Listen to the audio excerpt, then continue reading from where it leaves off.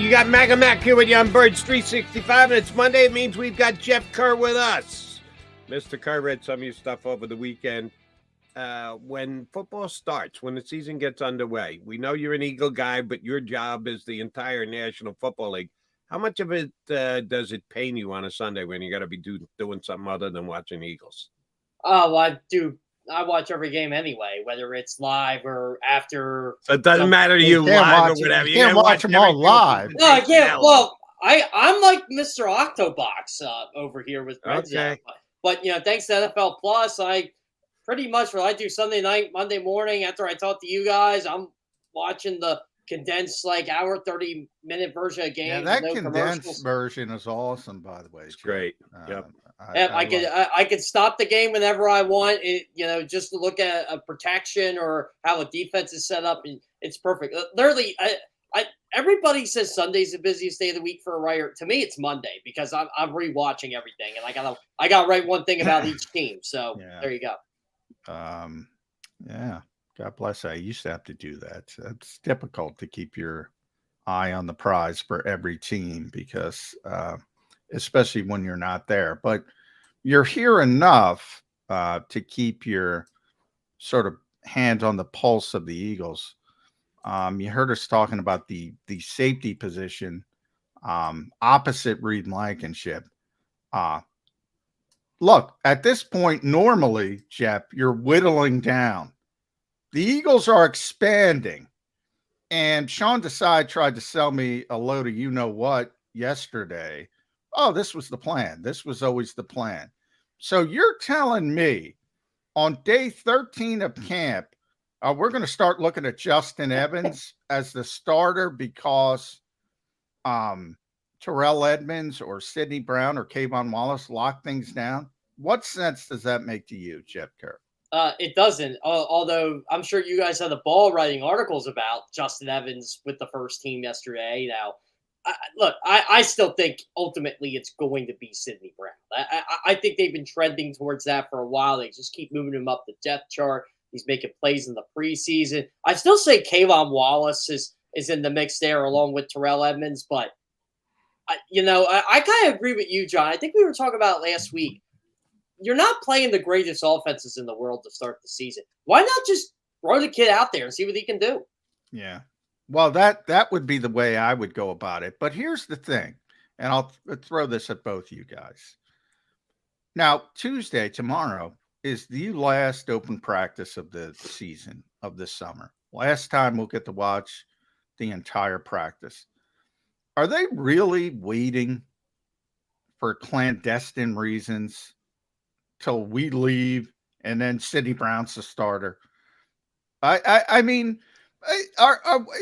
and if they are, that's dumb, right? That's dumb. This is a young kid who's raw. He should be getting as many reps as humanly possible with the first team opposite Reed Blankenship to develop some kind of chemistry because Reed's a young player too. Please tell me that's not what they're doing. Waiting for us to leave. Knowing them, I wouldn't be surprised because they seem to do that all the time with us, John. Everything's secretive. I mean, heaven forbid if you went and asked somebody on the Eagles, hey, you guys have been leaning toward Zach Cunningham as your starter. They'd be like, whoa, no. Whoa, we got Nicholas Morrow on the first team. I'm like, yeah, okay. I don't think it's as much a hide it from the media thing as it's an overemphasized competitive advantage thing. I think this is coming straight from the head coach. I think that, and we all like Sirianni and think he's a real good young coach and the top 10 coach already, could be higher than that. He is overly obsessed with competitive advantage and keeping information under lock and key so that that little smidge of an edge they get in a game against an upcoming opponent, he wants going his way. I think he well overstates the importance of that, but that's what I think this is. This is just his way of doing things, which is the reason why I'm questioning safety. Can we all agree that Sidney Brown has the best skill set of all the safeties that they're considering for someone starting against Reed Blankenship? That you take his skill set over either Evans or Edmonds, right? Or I mean, Kayvon. I Yeah, wanna he's put got Kayvon he's in the got mix. I how I would praise it, because I had to praise this for all the idiots saying Justin Fields was better than Jalen Hurts this weekend, and there were a boatload of those morons. Um, he's got better physical gifts than anybody else. That's how I would phrase it. Is he a better player than Reed Blankenship right now? Not even close. Not even close. Understood. Good way to describe it.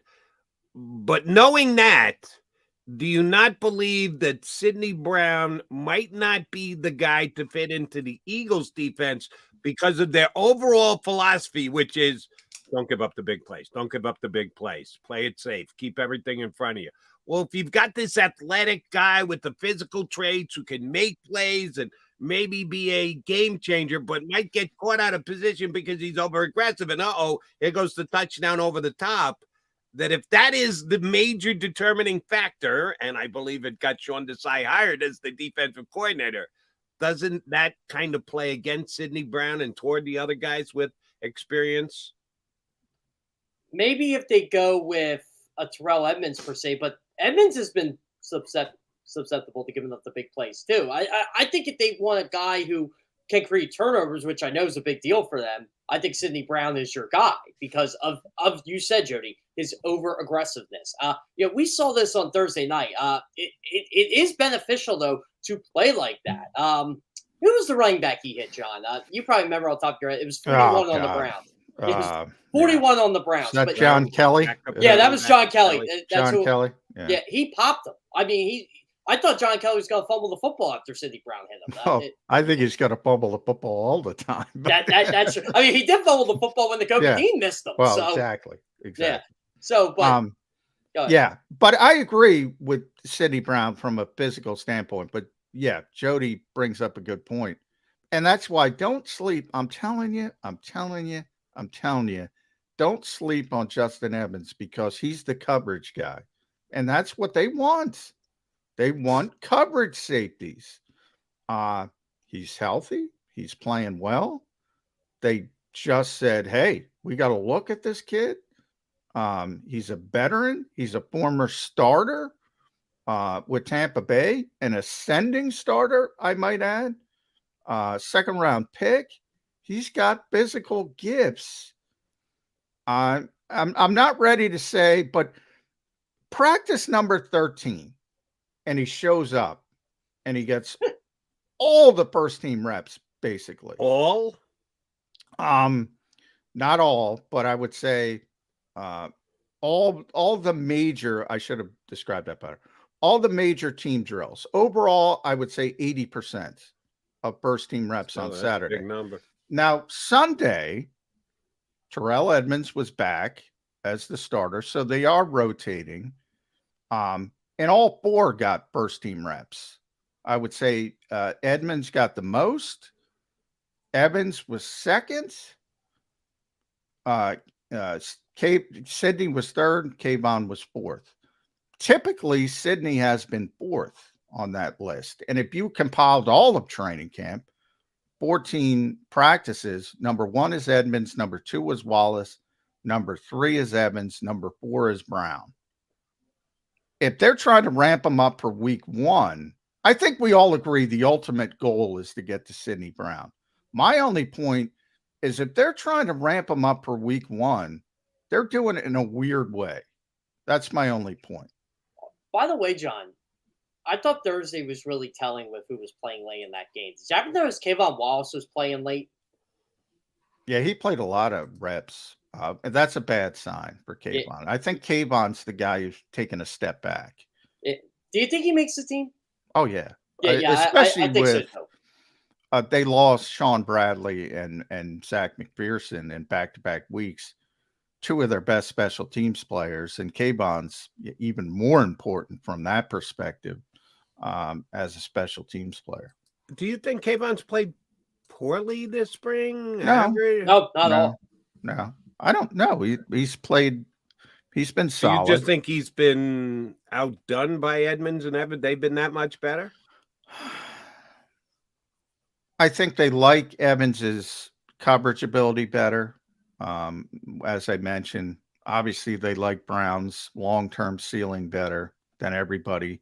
And I think Edmonds is the sort of, you know what he is. He can play. He's not going to be splashy. And I think, he hasn't done anything wrong, but I think he doesn't have anything to hang your hat on, as they can look at the other three and say they're more defined. There is one thing I've learned this camp with them. I thought safety was going to be a big question mark. They established a starter in Reed Blankenship. That was clear from day one. But I think they're deeper at safety than we probably realized. Yeah. I don't think safety's as big of an issue as we thought it was going to be. No, I agree with that. I'm not worried about the position. You're not going to have a CJ type playmaker, but I'm not worried about the position, and I was concerned about it. I'm just trying to figure out what the hell they're doing.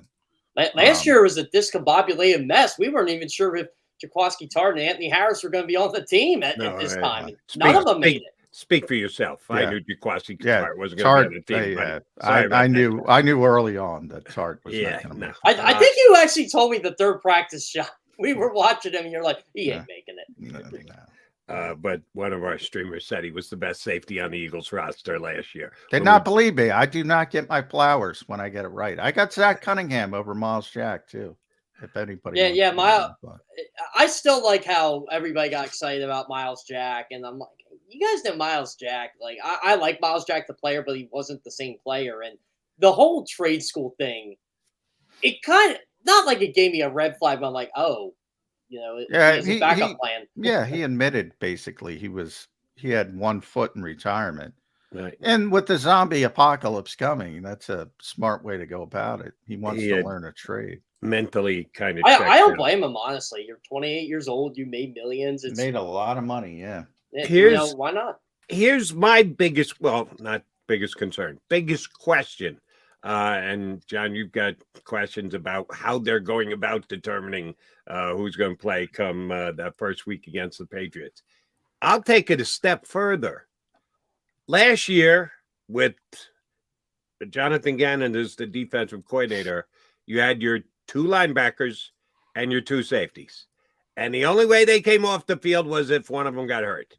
Otherwise, they were playing every single – Mark, did Epps play every single snap on defense? Almost. Pretty much, Almost. I think he ended up at 99. There were a couple snaps. Right. And the same for Edwards at linebacker. They just didn't come off the field. That was the way that Gannon ran his defense. And the coach, when I said the coach, I mean the head coach, Nick Sirianni, has gone out of his way to let us know, sometimes with a wink and a nod, there's going to be the same defense. It's my team. I got my defensive tenants. We're going to play the same way that we did. Yeah, we'll let Sean decide to tinker a little bit, but basically it's going to be the same defense.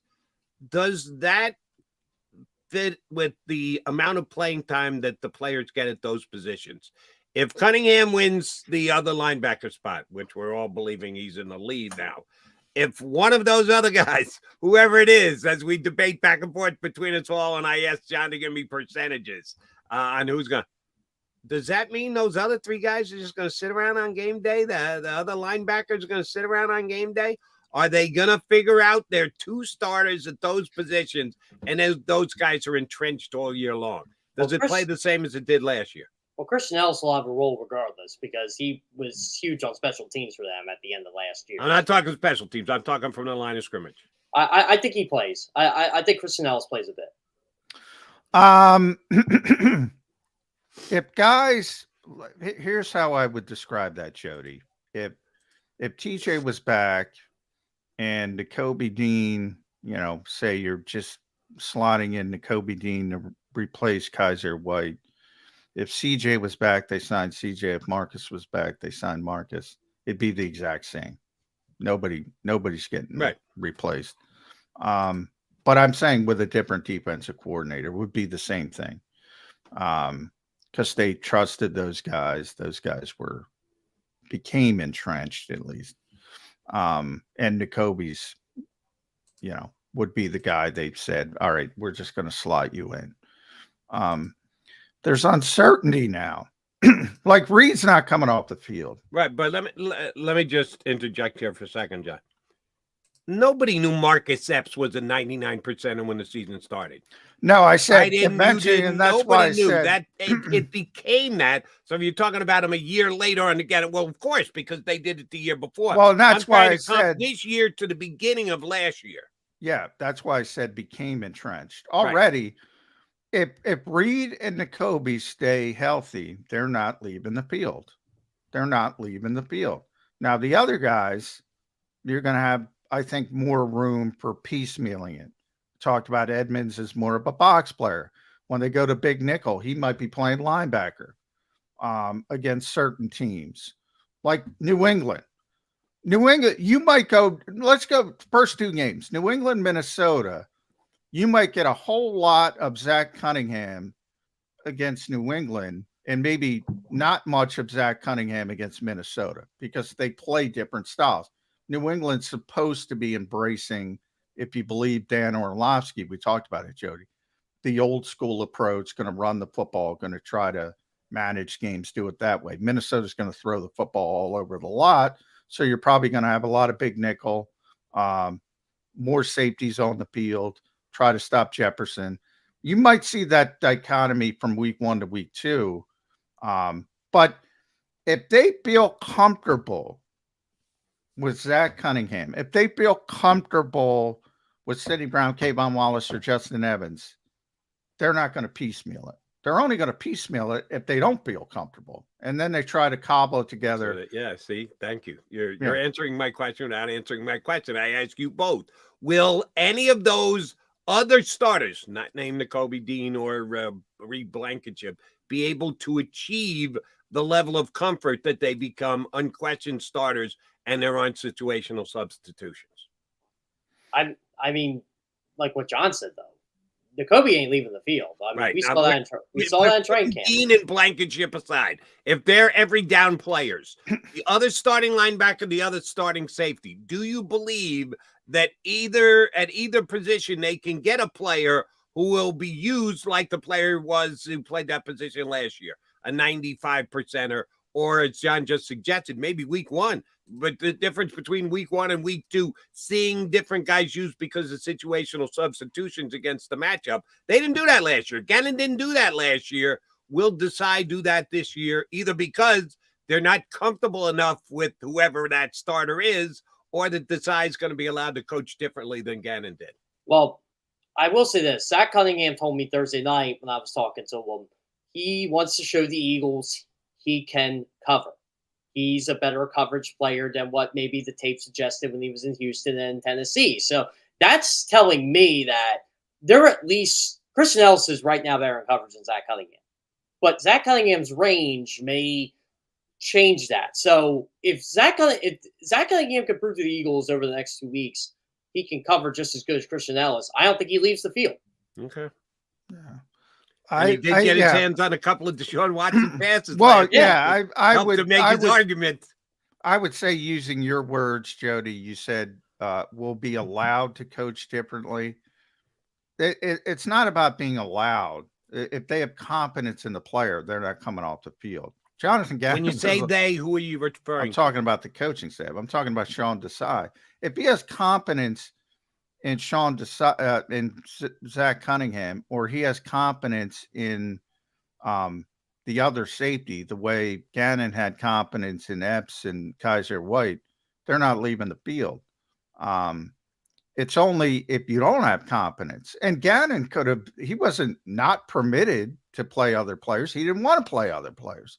In the case of Desai, he's not going to be not permitted to make situational substitutions.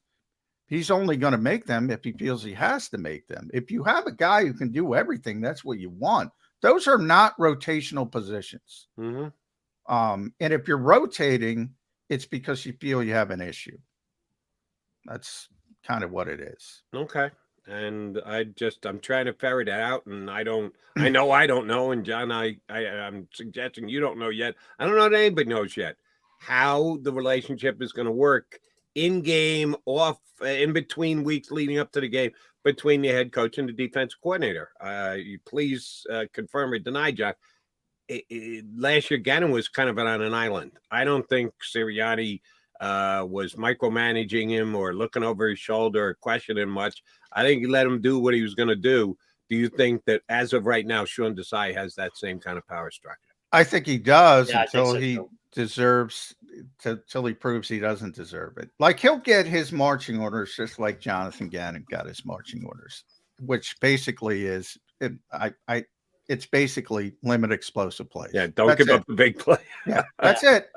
Go do it. Now, if you start giving up explosive plays, Nick's going to step in and go, What the hell? we got to do this. We got to tweak this. But that's basically what it comes down to. But Limit fun fact about the explosive Super plays. Bowl, we didn't see that many explosive plays from the Chiefs offense. We saw it. Patrick Mahomes on the run.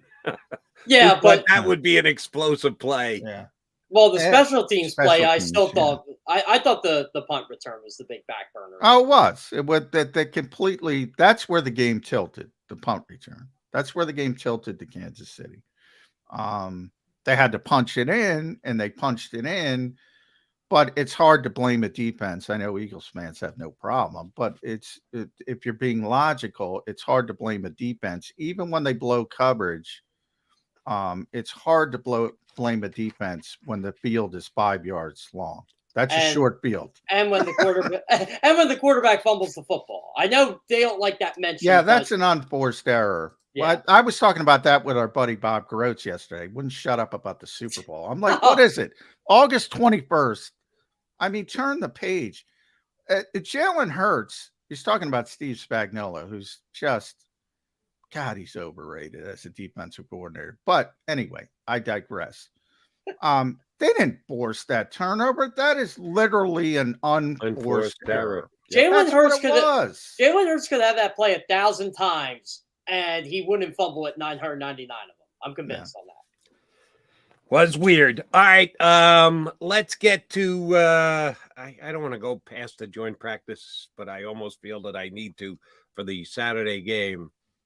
You guys don't think there's any way Jalen Hurts plays, do you? Because some teams, different teams are doing it differently. The Eagles Jets are playing A-Rod, aren't they? Exactly. Yeah. Aaron Rodgers, who didn't play in the first 3 preseason games. Now, remember, the Jets have played 3 because they played in the Hall of Fame game. So he sat there with no uniform on, a headset, talking to everybody for 3 games. But for some reason, he's going to play in the 4th preseason game. Patrick Mahomes has played both of the first 2 preseason games for the Kansas City Chiefs. I know Jalen Hurts is on the team because he shows up for practice, but you never know if you just watch the Eagles preseason games. I made the great catch on the sideline. Yeah, that was the highlight of the game. Yeah, that was the biggest play of the game. The big catch on the sideline. Brady Russell's touchdown was pretty cool too. Yeah. You know, while I was thinking about this, because I got a friend who's a big Jets fan. He said, "Why the hell are the Jets playing Aaron Rodgers?" My assumption is they don't have joint practices this week. That's part of it. They do not. The Eagles, and by the way, Sean Desai might have gotten in trouble because, you know, he kind of let the cat out of the bag when I asked him about the pre-plan of rolling guys versus somebody playing well in the preseason and getting more reps. I was talking about Justin Evans, and he said, I want to get it exactly. I'm trying to pull it up. He said, because there's so many variables that happen in a game, we use our practices, our joint practices, to really evaluate our guys. They're honest about it every once in a while. I mean, they have a joint practice this week. Now, it's weird they only have 1 and not 2, but that's where the Jalen Hurtses of the world are getting their work. They're not getting their work on Thursday nights. Do you think we'll see Anthony Richardson Thursday night? Because he didn't play this weekend. Oh, he's a rookie, yeah. I don't know. I mean, I don't know how Shane's handling it. I assume it's different for a guy like that. I'd play him. But then again, if you're going to play a guy a series or 2, I never get that. What's the point? What is a series? What is rolling out Jason Kelsey and Lane Johnson and company for 1 series? What does that accomplish? Well, like last year, Nick put out Jalen Hurts. I think he threw 6 passes. He was 6 for 6. Yeah, 6 for 6. Yeah. And then that was it. I'll answer that one for you, John. Beef Jerky is the only new starter on offense, but at least he's one. you're just getting reps in. You're just getting a feel in. When the Eagles moved that practice that day that we were broadcasting, WIP's broadcasting live from their training camp, and they decide, we better go over to the link because we got to work on our communication, on talking to each other, on getting plays into the well, that's what it is. Practice is practice. And that's why you get a couple of reps in, you get a couple of series, then you get pulled out because you got to weigh what you garner from it as compared to what the risk is.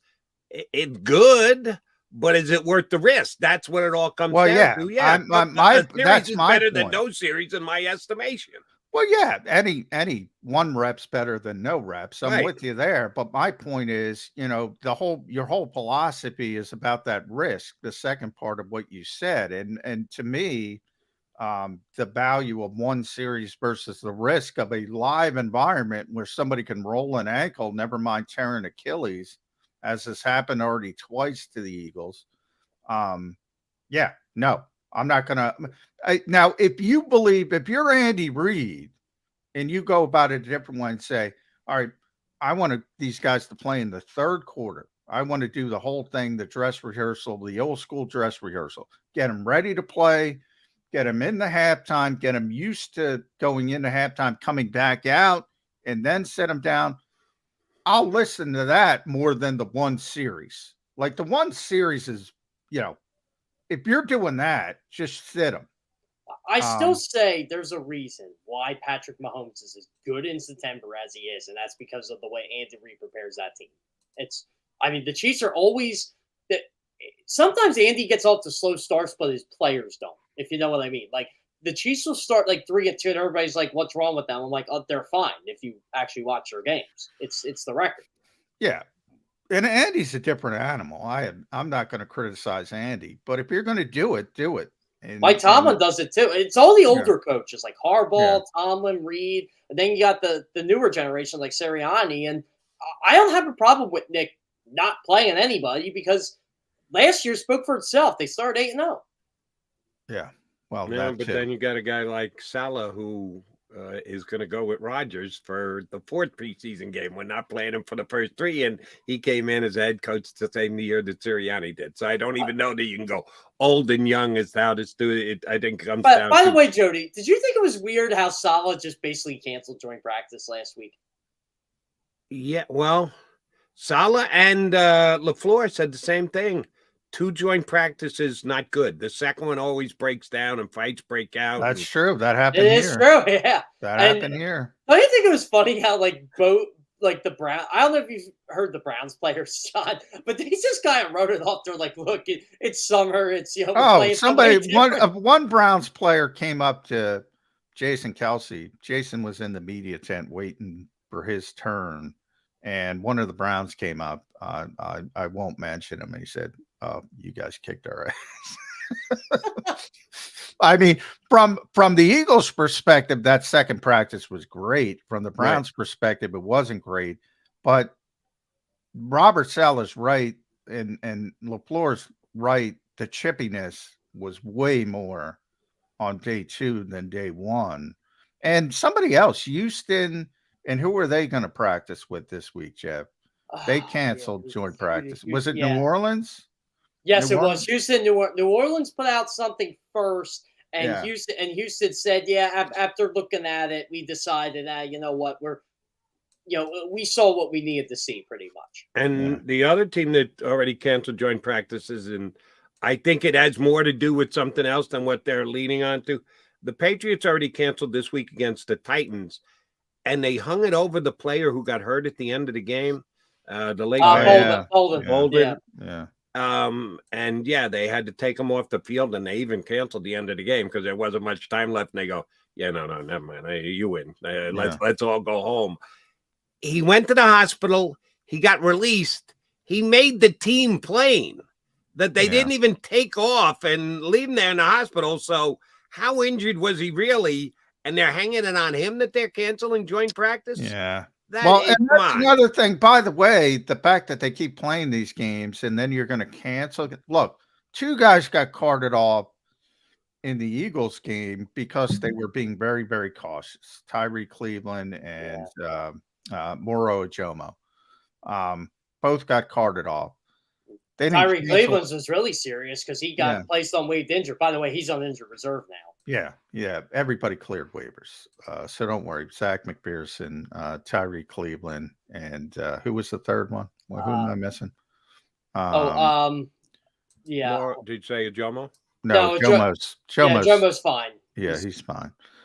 Who's the anyway? Yeah, who was I the just third? talked about it. I'm losing my mind. I'm But losing- anyway, they all cleared waivers. Oh, Noah Ellis. Yeah, no Ellis. That's right, another Ellis brother. Yeah. They all cleared waivers. They're all on the Eagles injured reserve list. Last one from me at Jeff Kerr CBS on X or Twitter or whatever you call it these days. Make sure you follow. I guess I got to bring up this nonsense. I mean, I'm a fan of Justin Fields. Jody's a fan of Justin Fields. I think the Bears did a disservice to Justin Fields. I love Justin Fields. I think he's, we'll see how much damage they did to him. He's a phenomenal athlete running the football. I think he's already the best running quarterback I've ever seen, not named Lamar Jackson. He's not even close to Jalen Hurts as a football player. Why can't people parse physical gifts and actual playing of the game? I mean, why this do is people ridiculous. Why do people think because Justin Fields got a pass catcher or two that he's going to be Jalen Hurts? I think people are so tied up in they can't admit they were wrong about Jalen Hurts. That's the problem, especially down in Dallas, Texas, down there in Arlington. They really can't admit it. It's honestly. It's embarrassing, and now Giants fans are getting in on this. Oh, Daniel Jones got he had a good Hyatt. Preseason game, Daniel Jones. So he did. Look out! But right. I take it with a grain of salt. You know what I say to that? Okay, beat the Eagles and the Cowboys, and then we'll start talking. Here's my thoughts on Justin Fields compared to Jalen Hurts. It can't be a perfect comparison because Jalen Hurts is a year ahead of him. Jalen Hurts had a rookie year where he got to jump in and start a couple of games at the end of the season. After all was lost, Justin Fields had to step in right away and play. So Jalen Hurts made this huge jump in the year after he became a full-time starter. I think Justin Fields can make a big jump this year, as big as Jalen Hurts. Now, do I think Justin Fields is going to be top 2 for MVP at the end of this season? No, I think that's a little ridiculous. I think DJ Moore's criminally underrated too. Right. I think the Bears offense is going to be different this year. They've upgraded the offensive line. They've gotten him more weapons. I think his numbers are going to make a significant jump up to the level that Jalen Hurts. That's unfair to put on anybody. I wouldn't expect anybody because we've never seen anybody make the leap that Jalen Hurts made. So you're suggesting it's going to happen again after it never happened before? By the way, I saw That's just Justin wrong. Fields, as you know. I saw him play up close in the game. And the Bears stuck in that game a little bit closer. The Eagles didn't know what to do with him running the football. Fields' touchdown run was one of the most athletic plays of the It's season. unbelievable. Running the football, he's unbelievable. He's unbelievable running. They didn't know what to do, stopping him. But throwing the football, I joked to my buddy Mike Kay. I said, man, you could his processing you could measure on a sundial. He was so slow trying to make a decision, didn't trust himself. Exact opposite of Jalen Hurts. This is ridiculous to me. But somebody said I actually think Jalen's better this year. Justin Fields is in a different position than Jalen Hurts. You're comparing Jalen Hurts now when he's achieved everything to Justin Fields back at the mid-season point last year. He was still growing as a quarterback. Jalen Hurts had to grow too. Would you not say that Jalen was a little slow at developing when he went in as a rookie? Never as slow as Justin Fields. But okay. I'm talking to the people that say Justin Fields is going to be better than Jalen Hurts. I'm talking to those idiots. That's who I'm talking to. I'm not the one who made the comparison. They made the comparison. It's a ridiculous comparison. You can make a strong argument that Jalen Hurts was the best starting quarterback in football. Probably number 2. That's fair. But he was number 2 in MVP. He was better than Patrick Mahomes in the Super Bowl, except for the fumble. He played better. versus arguably the worst starting quarterback in football last year. And that's not all Justin Fields' fault. I love when everybody wants to bring up context. Of course, Jalen Hurts has a good supporting cast. Of course, Justin Fields had a bad supporting cast. But the assumption that you can trade those two players, and look, I'm not criticizing. I don't know Justin Fields for Matt. You just called him the worst quarterback in the NFL. Worst starting quarterback. You can make an argument. He was the worst throwing starting quarterback. I'll look up the PFF numbers after in the break. You can make that argument. He was the worst starting quarterback in football last year. Now, the context is, I'm all for context. I talk about context all the time. Nobody wants to talk about context until it fits their narrative. Look, he had a bad supporting cast. Guess what? It's slightly improved. It's still bad. It's still bad. Yeah, it's not bad. You know what bothers me about the whole Jalen Hurts' talent around him thing? And this comes from a guy who liked watching Kurt Warner play. We never said this about Warner. Oh, he's got 2 Hall of Fame receivers. He's got a Hall of Fame left tackle. He's got a Hall of Fame running back. He's got this and that. Funny how that works. It is. It is funny how that works. And then Jalen Hurts got those. Oh, it's the people around him. I'm like, yeah, okay, sure. I just bring up Kurt Warner every time someone says that to me. Just a couple names for you: Zach Wilson, Sam Darnold in Carolina, Marcus Mariota in Atlanta. Yeah, I'll take Justin Fields over all those guys last year. There were starting quarterbacks in the league that were not as good as Justin Fields. What about Baker Mayfield in Carolina, Jody? Well, Baker Mayfield played for 4 teams last year or 3. He played well. He had that good game for the Rams on a Thursday night. That was the best Thursday night game of the year. It was, but there were some quarterbacks that just weren't even as good as Justin. I'm even talking about everything combined. Justin Fields was 23rd overall, so he wasn't there 32. Jody's right, but he was number 1 as a runner, obviously, deservedly so. I thought he was like dead last as a passer.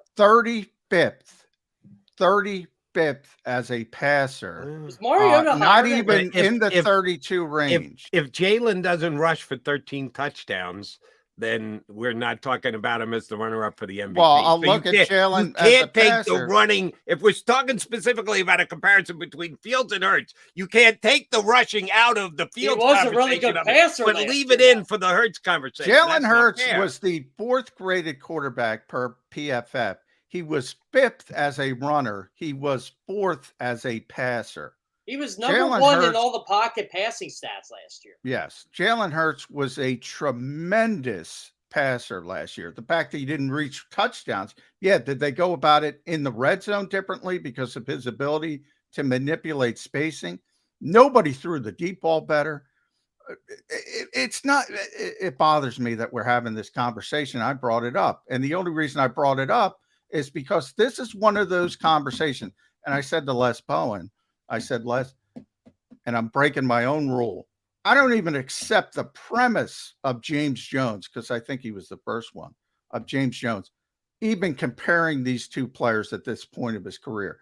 Does Justin Fields have room to grow? Of course. Good luck to him. I thought he was great. I thought he was a great prospect coming out of college. But right now, to make that comparison to what he said, that is absurd. You talk about disrespect and hating. That is absurd. John, that is absurd. You know when I stopped kind of engaging in all this stupid stuff on X? When a Cowboys fan actually told me there isn't a difference between 20 yards and 25 yards. Yes, there is. There's a huge difference. If you ever played the sport, you know there's a difference between 1 and 2 yards. It is.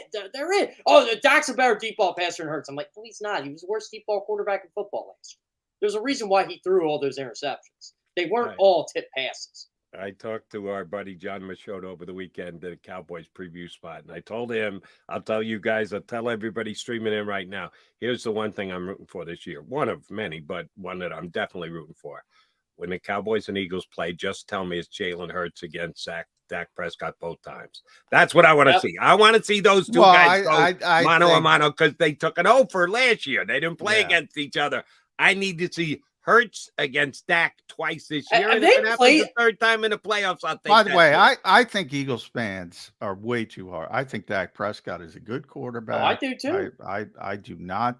He's like, He's a top 10 quarterback. yeah, he's a hell of a lot closer to Jalen Hurts than Justin Fields is. So I'm not going to criticize Dak Prescott as a player. I think he's a good player. I do think it was an anomaly. He's not typically a guy who turns the football over.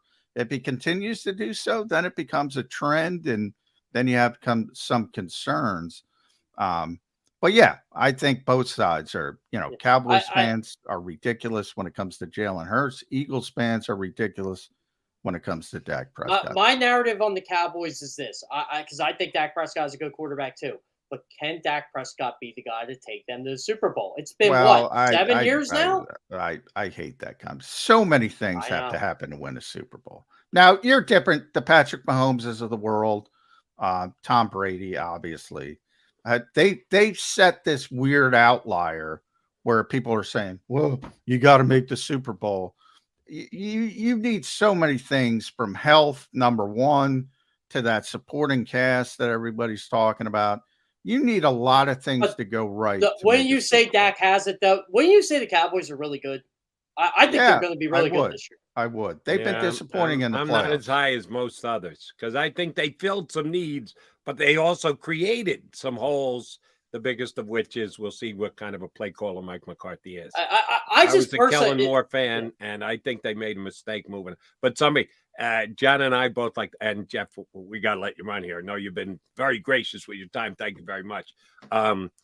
We, from time to time, chide Jeffrey Lurie that he needs a scapegoat when things don't go as suspected. Oh, Jerry does the same thing. And Kellen Moore was their scapegoat this past year when they got beat by San Francisco. I don't think he was the main guy to blame, but he paid for it with his job. That's Justin Herbert's big benefit this year. He's got Kellen Moore. Could very well be. Jeff Kerr, always a pleasure. Thanks, brother. We'll talk to you again next week. Thanks, Jeff. See you guys. Jeff Kerr, CBSSports.com. Check him out. As he said, Monday is his big day. He carves out time for us. He doesn't have to, he's going back and watching preseason games. It's not as exciting. You really like that condensed version for the preseason. Exactly right. John McMullen, Jody McDonald, you're back on Mac, guys, here on Birds 365. We're coming right back.